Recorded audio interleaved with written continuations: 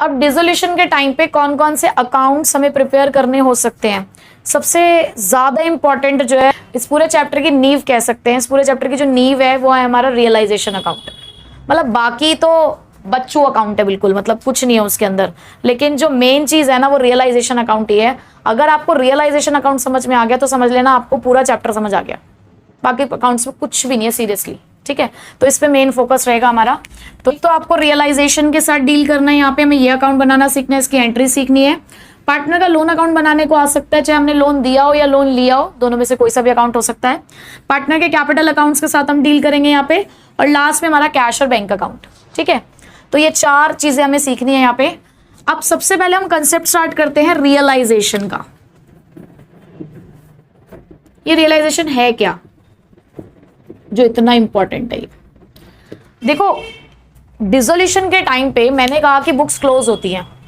अब हमारे पास जितने भी एसेट्स होंगे, जितने भी लाइबिलिटीज होंगी, सबके बुक्स क्लोज होंगी।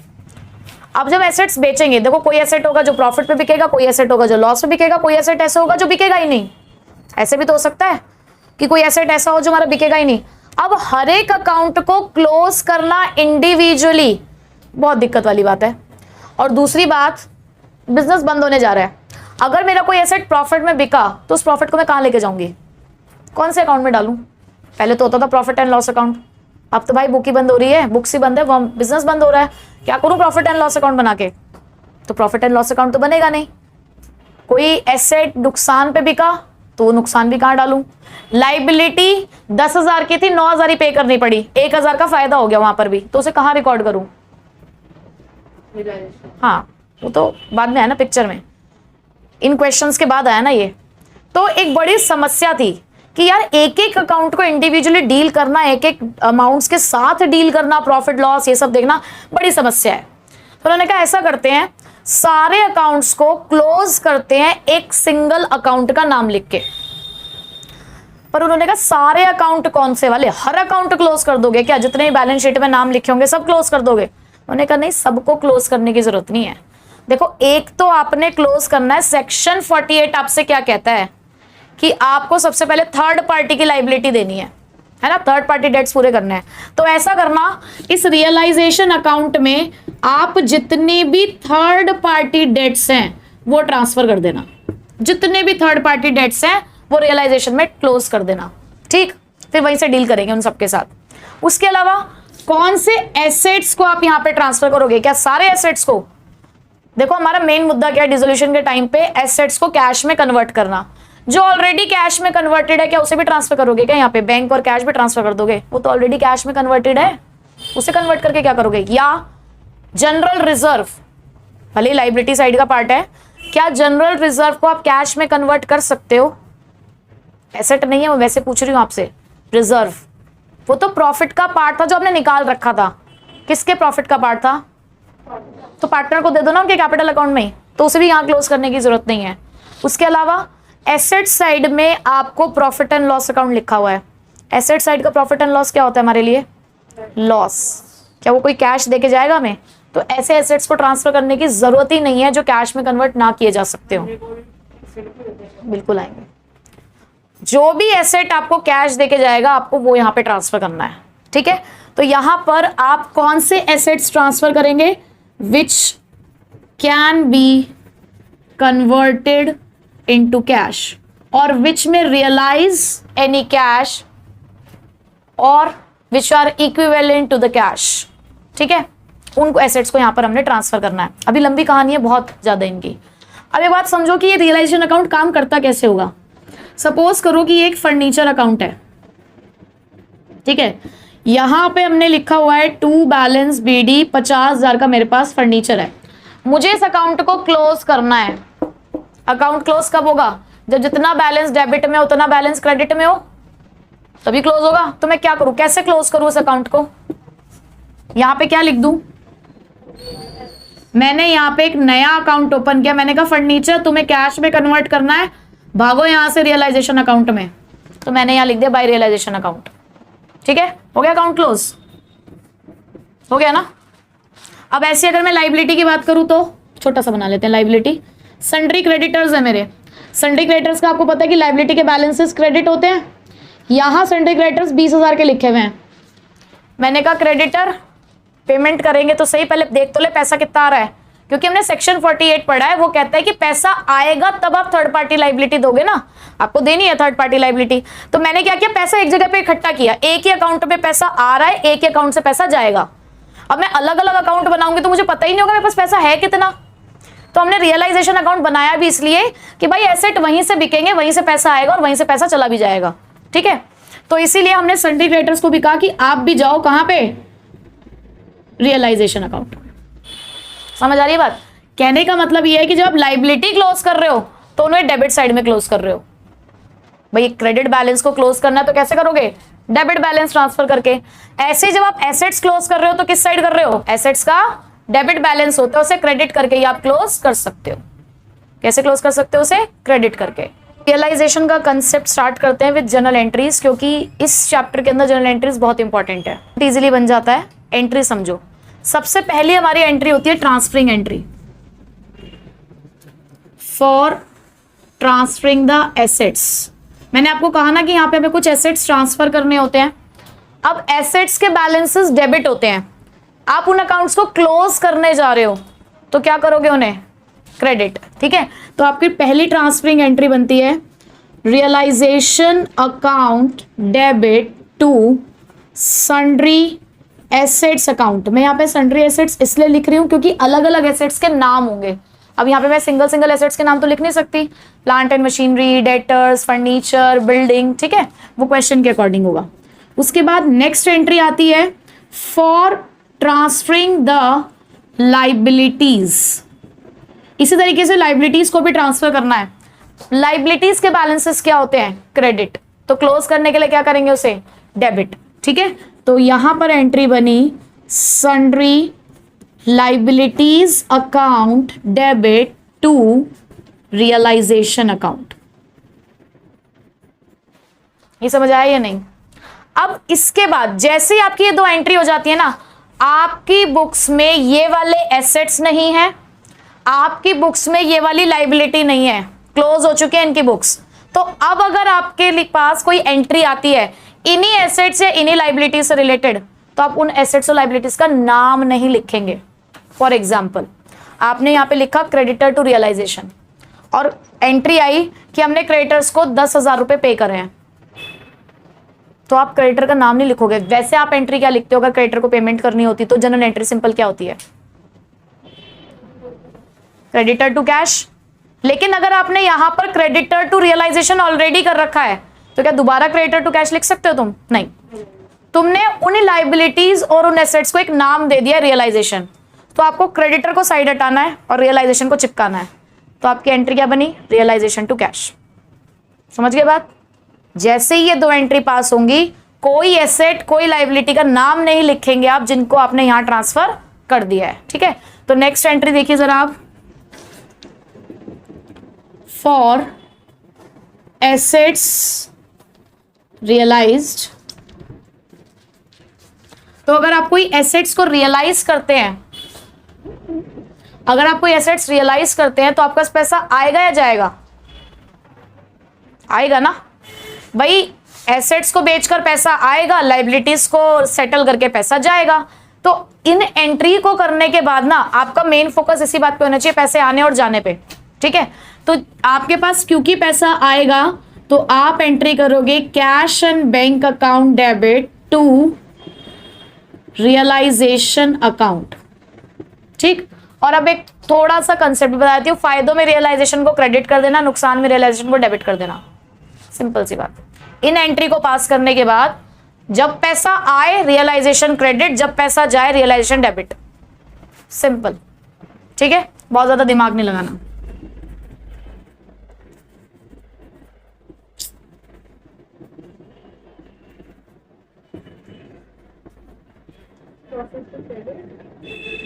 Assets took over by a partner.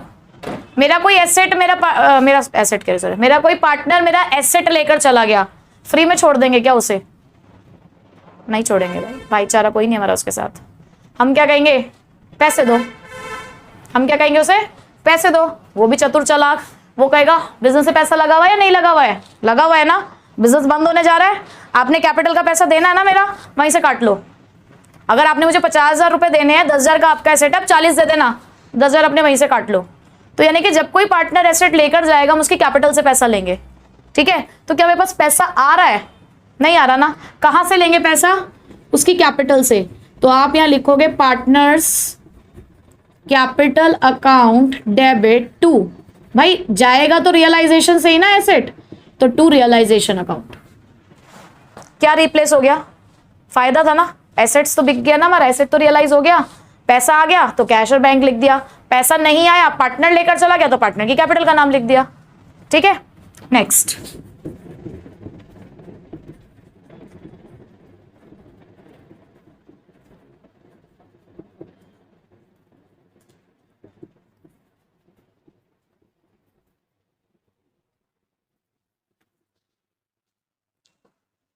Asset took over by a creditor in full settlement. मेरा एक क्रेडिटर कहता है 10,000 रुपए का क्रेडिटर था और मेरे पास स्टॉक रखा हुआ था 12,000 रुपए का। मेरा क्रेडिटर कहता है कि ये 12,000 का मुझे स्टॉक दे दो और सेटलमेंट कर लो ना, मैंने आपको कोई पैसा देना, मतलब भाई 10,000 रुपए लेने थे ना, 12,000 का सामान लेके जा रहा हूँ, सेटलमेंट कर दो क्योंकि स्टॉक की वैल्यू कम हो रही है, वैसे भी आपका बिजनेस बंद हो रहा है, डिस्काउंट दे दो मुझे 2,000 का। ना मैंने आपको कोई पैसा देना ना आपने मेरे को कोई पैसा लेना, मतलब लेन देन हमारे बीच में कोई नहीं है। कि मेरे पास कोई पैसा आया, कि मेरे पास कोई पैसा गया, क्या मुझे किससे कोई पैसा लेना है, क्या मुझे किसी को कोई पैसा देना है, तो क्या एंट्री करूंगी मैं? क्यों करूंगी भाई? यहां भी देखो, आप कहोगे कि यहां भी तो एसेट लेके गया था, लेकिन यहां तो मैंने उससे पैसा लेना है, यहां तो मैंने लेना है उससे पैसा क्योंकि मेरा एसेट लेके गया था। यहां मेरे क्रेडिटर ने मुझे पैसा दे रखा था पहले से ही, वापसी करते टाइम मैंने उसको कहा एक काम करो एसेट उठा के ले जाओ, तो ना कोई पैसा आ रहा है ना कोई पैसा जा रहा है। दूसरी बात भाई, पार्टनर कैपिटल अकाउंट ओपन है, अभी भी आपने पार्टनर कैपिटल अकाउंट क्लोज नहीं किया अब तक, इसलिए आप यहां पर लिख रहे हो कि इनकी लेनदारी देनदारी हमारी बैठती है अभी आगे की, लेकिन क्रेडिटर का तो अकाउंट ही क्लोज हो चुका है, उसको आप दोबारा थोड़ी ओपन कर सकते हो। तो ना पैसा आ रहा ना पैसा जा रहा, कोई ट्रांजेक्शन ही नहीं हो रही है, तो यहां पर क्या हो जाएगा? No entry. ठीक है, क्लियर हुआ यहां तक?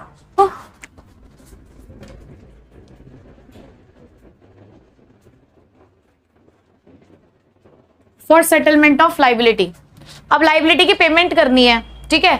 अब लाइबिलिटी की जब आप पेमेंट करोगे तो आपके पास से पैसा जाएगा, कौन से अकाउंट से पैसा दोगे? रियलाइजेशन से, क्योंकि सारे आपकी लाइबिलिटीज यहीं पर हैं, तो realisation account debit to cash और बैंक अकाउंट, ठीक है। कंसेप्ट समझ आ गया ना? और देखो नुकसान है, पैसा जा रहा है ना, मैंने बोला ना पैसा आएगा तो रियलाइजेशन क्रेडिट, पैसा जाएगा तो रियलाइजेशन डेबिट, लॉजिक मैं आपको समझा चुकी हूं। उसके बाद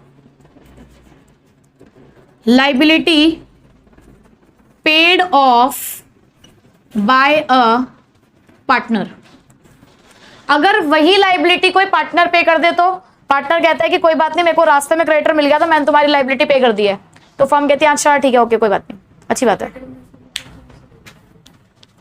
पार्टनर बोलेगा कि भाई कोई बात नहीं है, मैंने आपकी लाइबिलिटी पे कर दी, मुझे पैसा दो, तो पैसा कहां दोगे उसे? उसकी कैपिटल अकाउंट में। भाई हमने अभी तुम्हारा लेन देन करना है ना कैपिटल अकाउंट का, तो वहीं पे ले लेना। तो आप यहां लिखोगे realisation account debit to partners capital account, ठीक है। क्या रिप्लेसमेंट हुई? यहां पे कैश और बैंक सीधे सीधे गया, आपने कैश और बैंक का नाम लिख दिया। यहां आपके पार्टनर ने पे किया पैसा तो आपने पार्टनर का नाम लिख दिया, ठीक है। Any problem? अच्छा, अगर मैं कहूं कोई अनरिकॉर्डेड लाइबिलिटी की आपको पेमेंट करनी पड़ी तो? अनरिकॉर्डेड लाइबिलिटी, अनरिकॉर्डेड, उसका नाम पहले से ही बुक्स में लिखा हुआ नहीं था। देखो जब हमने ट्रांसफरिंग एंट्री करी, ट्रांसफरिंग एंट्री करने का मतलब ही तो ये होगा कि आपने अनरिकॉर्ड कर दिए सारे एसेट्स और सारी लाइबिलिटीज, कैंसिल कर दिए ना। और मैंने कहा एक अनरिकॉर्डेड लाइबिलिटी है, तो आपको सिर्फ इस बात से मतलब होना चाहिए कि आपने उसकी पेमेंट करनी है। अनरिकॉर्डेड लाइबिलिटी की भी यही सेम एंट्री होगी। सेम ऐसे अनरिकॉर्डेड एसेट रियलाइज होता तो वही बैंक टू रियलाइजेशन हो जाती है एंट्री, ठीक है। यहां तक क्लियर है? अच्छा नेक्स्ट, अब कई बार क्या होता है, हम जब ये रियलाइजेशन का काम करते हैं ना, बहुत लंबा चौड़ा काम है भाई, ये इतना आसान नहीं है।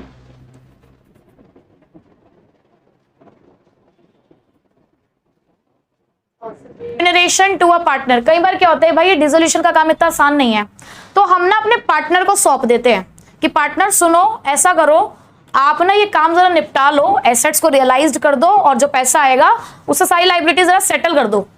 तो पार्टनर कहता है कर दूंगा, लेकिन फ्री में नहीं करूंगा, मुफ्त में हम अपन कोई भी काम नहीं करता है, बिजनेस बंद होने जा रहा है भले ही तब भी, लेकिन फायदा करके जाएगा अपना। तो उसने कहा ठीक है कोई बात नहीं, हम आपको पैसे दे देते हैं। तो उस चीज को क्या बोलेंगे हम यहाँ पे, रेम्यूनरेशन।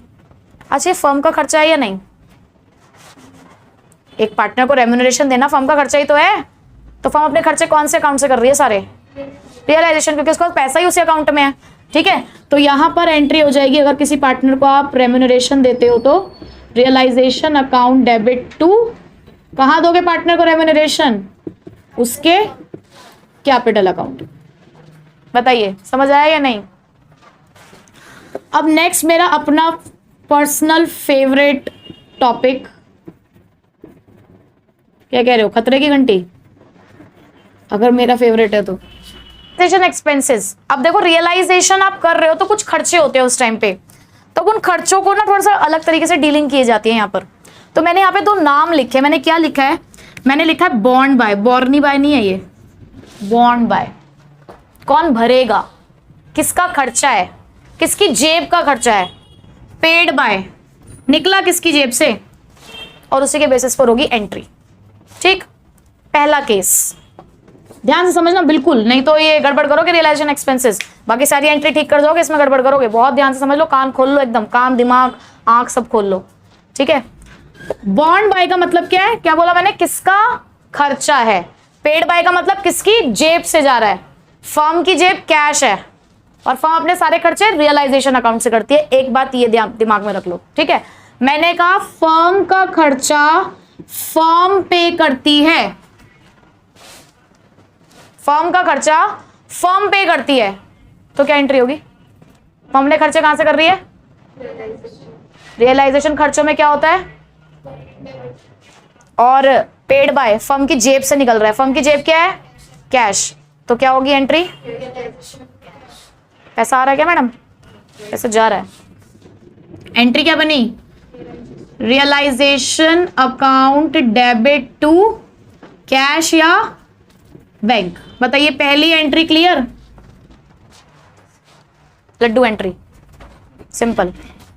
दूसरा मैंने कहा फर्म का खर्चा पार्टनर की जेब से निकला, फर्म का खर्चा पार्टनर की जेब से निकला। फर्म अपने खर्चे कहां से करती है? खर्चों में रियलाइजेशन डेबिट, तो यानी कि रियलाइजेशन तो भाई डेबिट ही होगा, पर किसकी जेब से निकला? पार्टनर की जेब से। तो तुम्हें किसकी जेब में भरना पड़ेगा? पार्टनर की जेब में। तो क्या आ जाएगा क्रेडिट में?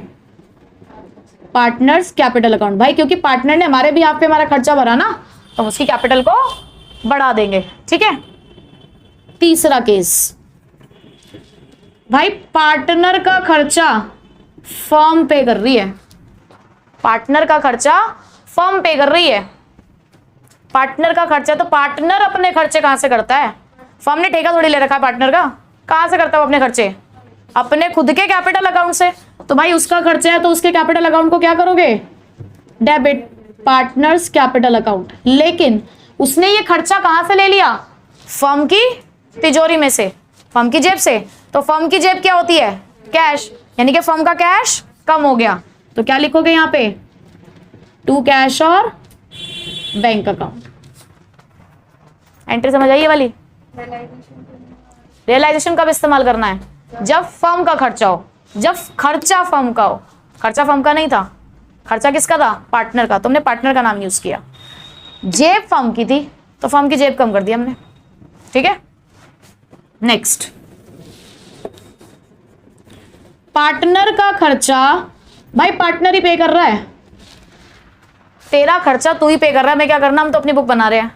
तूने अपना ही खर्चा किया, अपनी जेब से भरा, उससे मुझे क्या मतलब? तो मैं क्या करूं? No entry. देखो